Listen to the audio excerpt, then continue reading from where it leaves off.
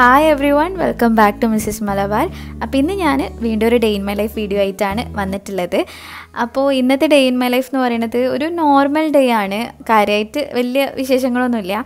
പിന്നെ എനിക്ക് അബായ വന്നിട്ടുണ്ട്, ഒരു 3 അബായ. അപ്പോൾ അതിൻ്റെ റിവ്യൂ കൂടെ ഞാൻ ഈ വീഡിയോയിൽ ഇൻക്ലൂഡ് ആക്കിയിട്ടുണ്ട്.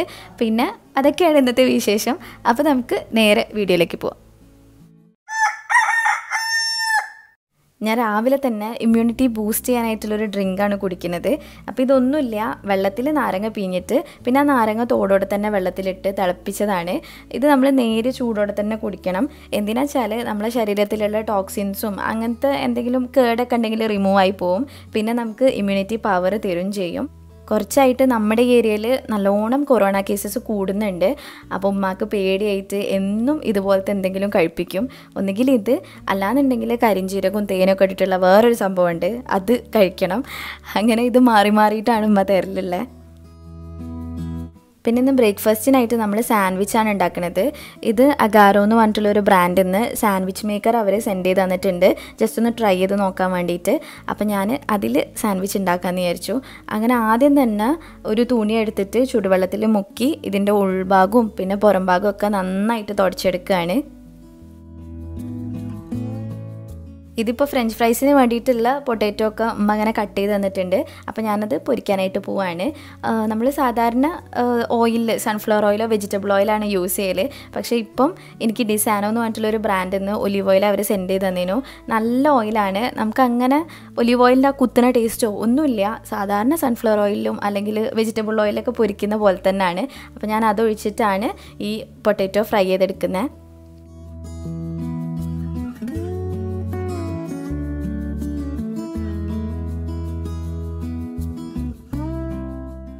പിന്നെ ചായ, ഇഞ്ചി ചായയാണ് ഉണ്ടാക്കുന്നത്. നമുക്കെല്ലാവർക്കും അതിൻ്റെ ഒരു ടേസ്റ്റ് നല്ല ഇഷ്ടമാണ്.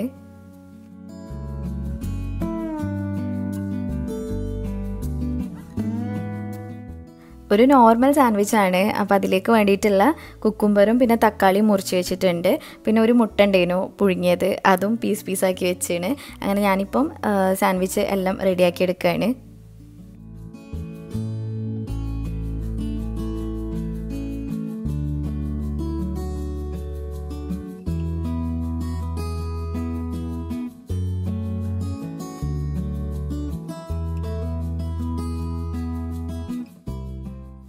ഇനി നമ്മുടെ സാൻഡ്വിച്ച് മേക്കറിൻ്റെ അകത്തേക്ക് ഇത് വെക്കണം. അപ്പോൾ ഞാൻ അതിന് മുന്നേ ടെമ്പറേച്ചർ ഒന്ന് കൂട്ടി വെച്ചിട്ട് അത് ജസ്റ്റ് ഒന്ന് ഹീറ്റാക്കി എടുക്കുകയാണ്.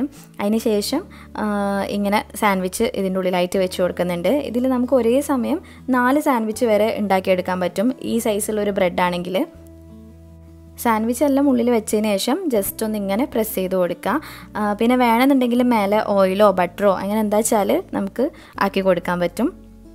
സാൻഡ്വിച്ച് മേക്കർ അടിപൊളിയാണ്, കുഴപ്പമൊന്നുമില്ല. ചില സാൻഡ്വിച്ച് മേക്കർ യൂസ് ചെയ്യുമ്പോൾ നമ്മളിങ്ങനെ നന്നായിട്ട് പ്രസ് ചെയ്ത് കഴിഞ്ഞാൽ അതിലുള്ള ഫില്ലിങ്സ് ഒക്കെ പുറത്തേക്ക് ചാടി വരലുണ്ട്. ഇതങ്ങനെയൊന്നുമില്ല, കറക്റ്റ് പ്ലേസിൽ തന്നെയായിരുന്നു. പിന്നെ ബ്രെഡ് ഓവറായിട്ട് നെരിഞ്ഞ് ബ്രൗൺ കളറൊന്നും ആയിട്ടില്ല, ജസ്റ്റ് ഒരു ലൈറ്റ് ഷെയ്ഡ് മാത്രമേ വന്നിട്ടുള്ളൂ. അങ്ങനെ നമ്മുടെ ചായയും റെഡി ആയിട്ടുണ്ട്. അപ്പോൾ ഇതൊക്കെയാണ് ഇന്നത്തെ ഞങ്ങളുടെ ബ്രേക്ക്ഫാസ്റ്റ്, ബ്രെഡ് സാൻഡ്വിച്ചും പിന്നെ ഇഞ്ചി ചായയും.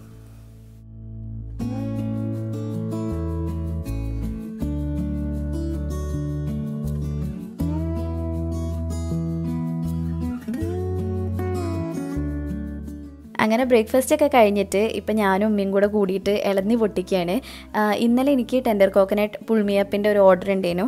അപ്പോൾ അതിന് വേണ്ടിയിട്ട് 2 ഇളന്നി വാങ്ങിച്ചിരുന്നു. അങ്ങനെ അതിൽ ഒരിളന്നി ബാക്കി വന്നപ്പോൾ നമ്മൾ അത് വെച്ചിട്ട് ജാർ കേക്ക് ഉണ്ടാക്കി നോക്കാൻ വിചാരിച്ചിട്ട് അതിനായിട്ട് പൊട്ടിച്ചതാണ്. പക്ഷേ പൊട്ടിച്ച് നോക്കിയപ്പോഴാണ് ഈ ഇളന്നിൻ്റെ ആ കാമ്പ് നല്ലോണം മൂത്തിട്ടുണ്ട്, തേങ്ങ ആവാൻ തുടങ്ങിയാണ്. അപ്പം നമുക്ക് പുറത്തേക്ക് ഉണ്ടാക്കി കൊടുക്കാൻ പറ്റൂല. അതുകൊണ്ട് നമുക്ക് തന്നെ ജാർ കേക്ക് ആക്കാൻ വേണ്ടിയിട്ട് ഞാനിപ്പം ഇളന്നിൻ്റെ പൾപ്പും പിന്നെ ഇത്തിരി ഇളന്നി വെള്ളം കൂടെ കൂട്ടിയിട്ട് അതൊന്ന് അടിച്ചെടുക്കുകയാണ്. പിന്നെ ഇന്നലെ ആക്കി വെച്ച സ്പോഞ്ച് കേക്ക് ഉണ്ടായിരുന്നു. അപ്പം അതെല്ലാം കൂടെ കൂട്ടിയിട്ട് പിന്നെ കുറച്ച് ക്രീമും എല്ലാം കൂടെ എടുത്തിട്ട് നമുക്കായിട്ടുള്ളൊരു ജാർ കേക്ക് സെറ്റ് ചെയ്തെടുക്കുകയാണ്.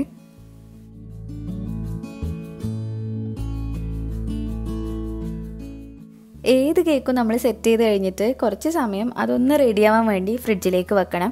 എന്നാൽ മാത്രമേ ആ സ്പോഞ്ചിലൊക്കെ ഇതിൻ്റെ ഫ്ലേവേഴ്സ് ഇറങ്ങിയിട്ട് നല്ലൊരു ടേസ്റ്റ് വരുള്ളൂ. അല്ലാതെ നമ്മൾ സെറ്റ് ചെയ്ത് അപ്പം തന്നെ എടുത്ത് കഴിക്കുകയാണെങ്കിൽ അത്ര ടേസ്റ്റ് തോന്നില്ല. അങ്ങനെ ഞാനിപ്പോൾ ഇത് റെഡിയാക്കിയിട്ട് ഫ്രിഡ്ജിലേക്ക് വെക്കുകയാണ്. പിന്നെ ഇന്ന് വൈകുന്നേരമായിട്ട് നമ്മളിൻ്റെ കസിൻ്റെ അടുത്തേക്ക് പോകാമെന്ന് വിചാരിക്കുന്നുണ്ട്. ഉമ്മാൻ്റെ സൈഡിലുള്ള കസിനാണ്. അപ്പോൾ കുറേ ആയിരുന്നു എല്ലാവരെയും കണ്ടിട്ട്, ഈ കൊറോണയും കാരണമൊക്കെ ആയിട്ട് നമ്മളങ്ങനെ കൂടലൊന്നുമില്ല. അപ്പോൾ അങ്ങോട്ട് പോകുമ്പം ഒരു കേക്ക് ആക്കിയിട്ട് പോകാമെന്ന് വിചാരിച്ചിട്ട് അതിനുള്ള കാര്യങ്ങളൊക്കെ ചെയ്യാണ്.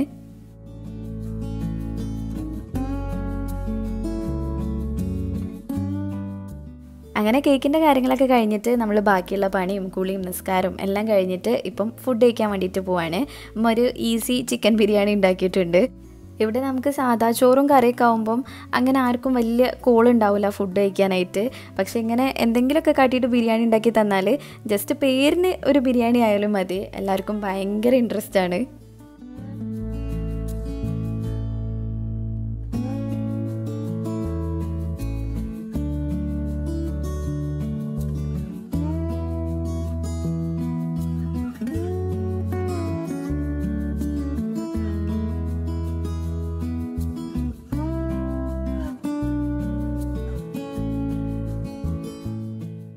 അത് കഴിഞ്ഞിട്ട് ജാർ കേക്ക് കഴിക്കാനായിട്ട് എടുത്തേണ്. ഇത് ഞാൻ വിചാരിച്ചിരുന്നത് ആ ഇളനീ മൂത്ത് പോയതുകൊണ്ടും പിന്നെ തട്ടിക്കൂട്ടായിട്ട് ഉണ്ടാക്കിയോണ്ടും വലിയ ടേസ്റ്റ് ഉണ്ടാവില്ല എന്നാണ്. പക്ഷേ നല്ല ടേസ്റ്റ് ഉണ്ടായിരുന്നു, വിചാരിച്ചതിനേക്കാളും ടേസ്റ്റ് ഉണ്ട്. ഇൻഷാല്ലാ ഞാൻ നല്ല അടിപൊളിയായിട്ട് ഉണ്ടാക്കിയിട്ട് അതിൻ്റെ റെസിപ്പി വീഡിയോ സെപ്പറേറ്റ് ആയിട്ട് ഇടുന്നുണ്ട്. അപ്പോൾ നിങ്ങൾക്ക് എല്ലാവർക്കും ഒന്ന് ട്രൈ ചെയ്ത് നോക്കുകയും ചെയ്യാം.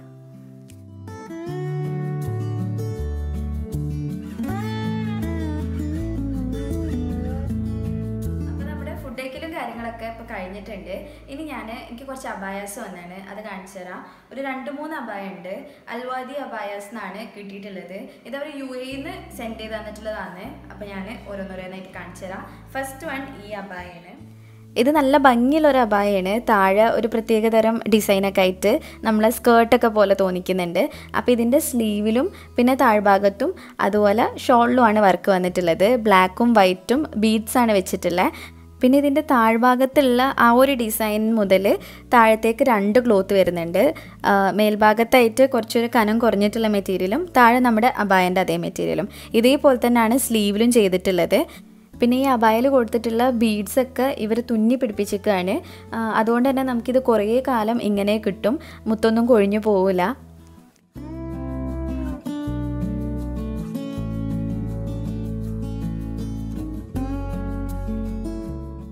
രണ്ടാമത്തെ അബായ കോഫി ബ്രൗൺ കളറാണ്. പിന്നെ അതിലേക്ക് ബ്രൗൺ ഷോളും.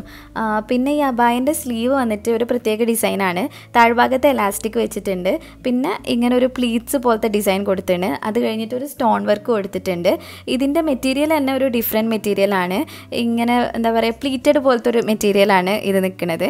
നല്ല ക്വാളിറ്റി ഉള്ള ക്ലോത്താണ്. 3 അബായ നല്ല ക്വാളിറ്റി ഉണ്ട്. പിന്നെ അബായൻ്റെ താഴ്ഭാഗത്തും പ്ലീറ്റ്സ് ആയിട്ടുള്ള ഡിസൈൻ കൊടുത്തിട്ടുണ്ട്. അവിടെയും സ്റ്റോൺ വർക്കിൻ്റെ ലേസ് വെച്ചേന്.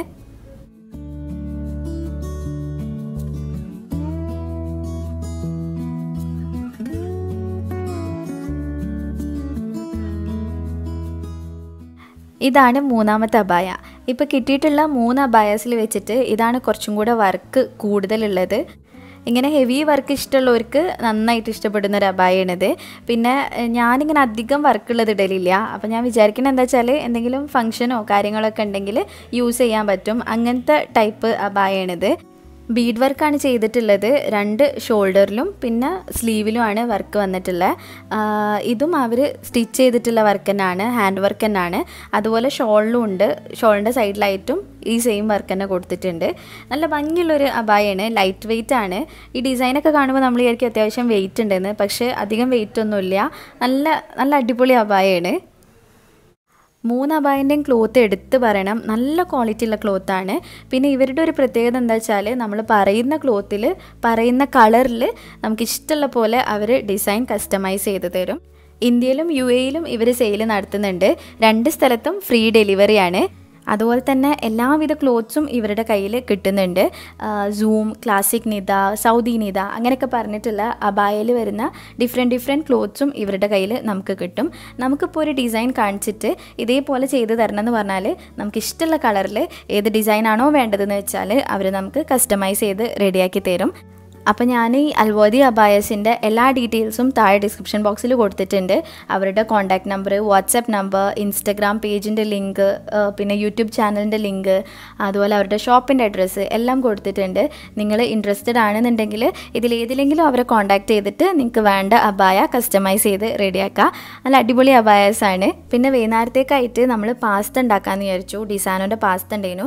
അപ്പോൾ അത് വെച്ച് ചിക്കനൊക്കെ ഇട്ടിട്ട് ഒരു സ്പെഷ്യലായിട്ട് എന്തെങ്കിലും ചെയ്യാമെന്ന് വിചാരിച്ച് അങ്ങനെ ഇപ്പോൾ പാസ്ത നല്ലോണം കഴുകി വെള്ളം തിളപ്പിക്കാനായിട്ട് വെച്ചിട്ടുണ്ട്. അതിലേക്ക് ഉപ്പും ഓയിലും ഒഴിച്ചാണ്.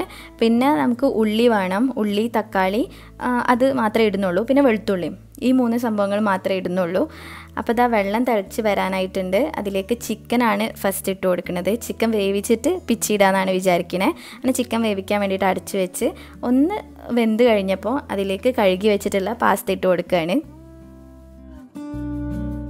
ചിക്കൻ അങ്ങനെ ഫുള്ളി കുക്കായിട്ടില്ല. അപ്പോൾ ഞാൻ പാസ്തയും കൂടെ ഇട്ട് വെച്ചിട്ട് രണ്ടും കൂടെ ഒരുമിച്ചെടുക്കാമെന്നാണ് വിചാരിക്കണേ. ഇനി കുറച്ച് ഓയിൽ ഒഴിച്ചിട്ട് അതിലേക്ക് ആദ്യം ഇത്തിരി മുളക് പൊടി ഇട്ട് കൊടുക്കുന്നുണ്ട്. എന്നിട്ട് അത് രണ്ടും കൂടെ ഒന്ന് മിക്സാക്കി എടുക്കുകയാണ്. അതിനുശേഷം വെളുത്തുള്ളി ഇട്ടിട്ട് അത് ജസ്റ്റ് ഒന്ന് പച്ചമണക്ക് മാറിക്കഴിഞ്ഞാൽ പിന്നെ ഉള്ളി ഇട്ട് കൊടുക്കുകയാണ്. ഉള്ളി നല്ലോണം വാടണം, എന്നാലാണ് നമ്മുടെ പാസ്തക്ക് ആ നല്ലൊരു ടേസ്റ്റ് കിട്ടുള്ളൂ. അതിനുശേഷം കുറച്ച് ഉപ്പും കൂടെ ചേർത്ത് കൊടുക്കുന്നുണ്ട്. ഉള്ളി വാടി കഴിഞ്ഞപ്പോൾ തക്കാളി ഇട്ട് കൊടുത്തിട്ടുണ്ട്. ഇനി തക്കാളിയും നന്നായിട്ട് വേവിച്ചെടുക്കുക. എനിക്കിങ്ങനെ ക്രീമി പാസ്തേനേക്കാളും ഇതുപോലെ എരിവുള്ള പാസ്തയാണ് ഇഷ്ടം. ഇപ്പോൾ നമ്മുടെ പാസ്തയും കുക്കായിട്ടുണ്ട്. നമ്മൾ വേവിച്ച് വെച്ചിട്ടുള്ള ചിക്കൻ ഒന്ന് പിച്ചിയിട്ട് അതും ഈ ഉള്ളിൻ്റെ മസാലയിലേക്ക് ഇട്ടിട്ട് നന്നായിട്ട് മിക്സ് ചെയ്ത് കൊടുക്കുക.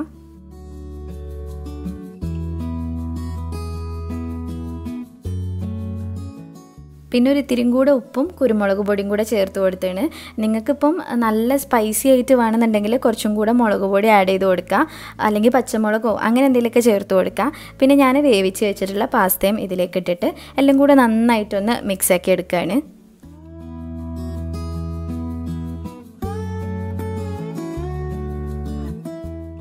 പിന്നെ അവസാനമായിട്ട് കുറച്ച് ടൊമാറ്റോ കെച്ചപ്പും കൂടെ ഒഴിച്ചു കൊടുത്തു.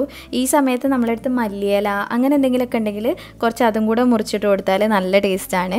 ഞാൻ പിന്നെ കഴിക്കുന്ന സമയത്തും കുറച്ച് ടൊമാറ്റോ കെച്ചപ്പ് ഒഴിക്കും. എനിക്ക് ഭയങ്കര ഇഷ്ടമാണ് അതിൻ്റെ ടേസ്റ്റ്.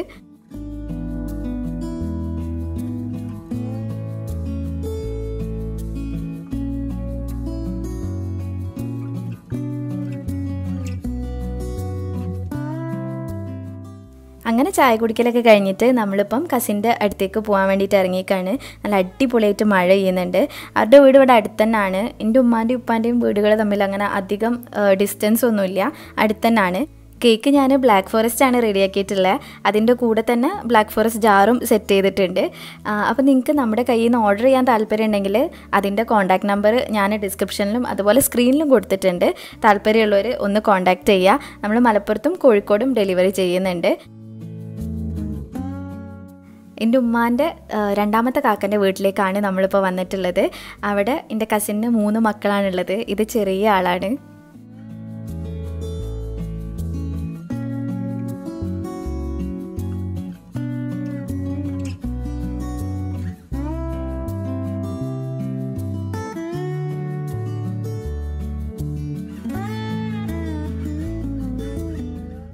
ഇതാണ് മൂത്ത ആൾക്കാർ, ഐബക്കും ആമിഷും.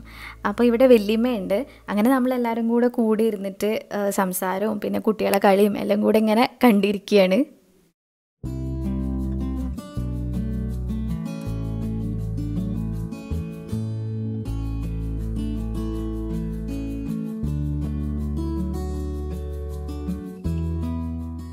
പിന്നെ കുറച്ച് കഴിഞ്ഞപ്പോൾ മക്കൾ രണ്ടുപേരും കൂടെ കേക്ക് കട്ട് ചെയ്യണമെന്ന് പറഞ്ഞിട്ട് കേക്കെല്ലാം എടുത്തുകൊണ്ടെന്ന് അവരെന്നെ കട്ട് ചെയ്തെടുക്കുകയാണ്.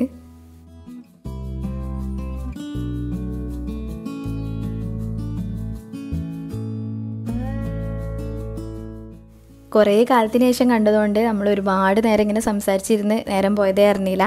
അങ്ങനെ പിന്നെ അവർ ഫുഡൊക്കെ വാങ്ങിച്ചിട്ട് വന്നു. ബ്രോസ്റ്റും പിന്നെ പൊറാട്ടയും എല്ലാം വാങ്ങിച്ചിട്ടുണ്ട്. അങ്ങനെ നമ്മൾ ഫുഡൊക്കെ കഴിച്ചിട്ടാണ് അവിടുന്ന് തിരിച്ചു പോയത്. അപ്പോൾ ഇതൊക്കെയാണ് ഇന്നത്തെ വിശേഷങ്ങൾ. നിങ്ങൾക്ക് എല്ലാവർക്കും ഈ വീഡിയോ ഇഷ്ടമായിട്ടുണ്ടാവുമെന്ന് വിചാരിക്കുകയാണ്. വീഡിയോ ഇഷ്ടമായിട്ടുണ്ടെങ്കിൽ ലൈക്ക് ചെയ്യുക, ഷെയർ ചെയ്യുക, പ്രീവിയസ് വീഡിയോസൊക്കെ കാണുക. പിന്നെ ഇനിയും ഇതുപോലത്തെ വീഡിയോസിനായിട്ട് മിസ്സസ് മലബാറിലേക്ക് സബ്സ്ക്രൈബ് ചെയ്യുക. വീണ്ടും നല്ലൊരു വീഡിയോ ആയിട്ട് വരുന്നവരെ ബൈ, താങ്ക് യു.